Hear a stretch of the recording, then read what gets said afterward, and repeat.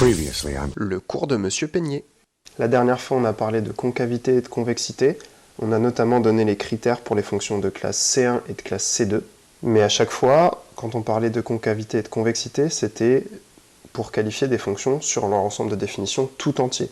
Ici, ce qu'on aimerait bien faire, à l'image de la croissance et de la décroissance, c'est de parler de concavité et de convexité pour des fonctions, mais seulement sur certains intervalles. Et c'est ce qu'on fait dans cette première définition.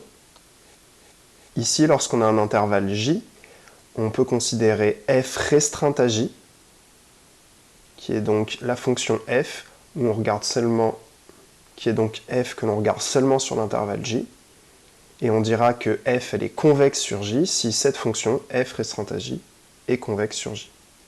Même chose pour concave. On peut reprendre notre exemple de la fonction g, dont la représentation graphique était la suivante. Cette fonction, rappelez-vous, sa dérivée c'était la fonction valeur absolue. La fonction valeur absolue, elle est décroissante sur R-. Autrement dit, la fonction g sur R- a une dérivée décroissante, donc la fonction g sur R-, elle est concave, ce qu'on repère bien ici. Et sur R+, c'est le contraire, sa dérivée est croissante, et donc elle est convexe. Et donc on peut affirmer que g, elle est concave sur R- et convexe sur R+. Lorsqu'on a une abscisse x0 dans laquelle se fait un changement de convexité, donc par exemple lorsque l'on passe de concave à convexe, comme c'était le cas pour G, ou de convexe à concave, on parlera de point d'inflexion.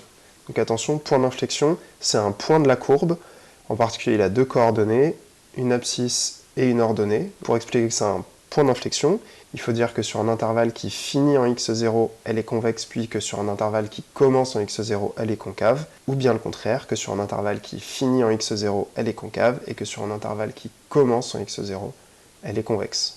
Par exemple, si on regarde cette courbe-ci, on va repérer deux points d'inflexion. Sur toute cette première partie, on semble voir de la concavité, puis ici on semble voir de la convexité, et enfin de nouveau de la concavité.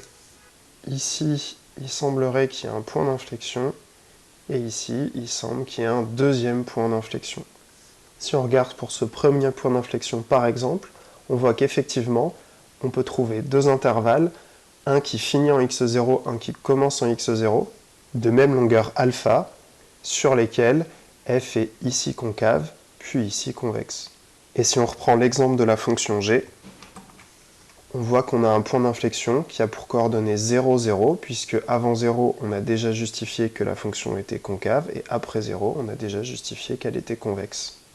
Lorsqu'une fonction est de classe C1, on peut parler de tangente, et si on a un point d'inflexion, bien si par exemple, avant le point d'inflexion, on a de la concavité, puis après on a de la convexité, alors avant le point d'inflexion, la tangente, elle doit se trouver au-dessus de la courbe, à cause de la concavité, après en dessous, à cause de la convexité, et donc on retrouve qu'en ce point d'inflexion, la tangente, elle doit traverser la courbe. Si on regarde sur notre fonction g, au niveau du point d'inflexion, quand on trace la tangente, on remarque bien qu'avant 0, la tangente est au-dessus de la courbe, après en dessous, et qu'au point de coordonnées 0, 0, elle traverse la courbe. On finit avec une caractérisation des points d'inflexion pour les fonctions de classe C2. Ce qu'on nous dit, c'est que si on a une fonction de classe C2, x0 f de x0 est un point d'inflexion de f, si et seulement si la dérivée seconde s'annule en x0 en changeant de signe. En effet, si la dérivée seconde est d'abord négative puis positive, eh bien ça signifie qu'on avait une fonction qui était d'abord concave puis convexe. On finit avec un exemple. Ici, on a une fonction f qui est polynomiale dont on cherche les éventuels points d'inflexion. Comme elle est polynomiale, elle est de classe C2. Je peux donc appliquer le critère que je viens de voir. Je vais commencer par dériver deux fois f. Une première fois, puis une deuxième fois. Je vais maintenant dresser le tableau de signes de f seconde. J'ai donc besoin d'écrire l'expression de f seconde de x sous forme factorisée. Attention à l'erreur de signe ici, il n'y a pas de signe moins. Je vous laisse corriger dans la suite. On trouve tout de même le bon point d'inflexion avec des erreurs qui se compensent. Je peux maintenant dresser le tableau de signes de f seconde. Je connais le signe de x au carré en fonction de x, donc le signe de moins vx au carré en fonction de x, il est donné simplement. La fonction qui a x associe moins x plus 1, c'est une fonction affine, avec un coefficient directeur négatif. C'est donc une fonction décroissante. On a donc d'abord des valeurs positives, puis des valeurs négatives. Je fais le bilan.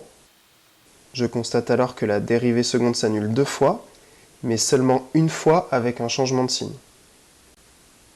F possède donc un unique point d'inflexion, qui a pour abscisse 1.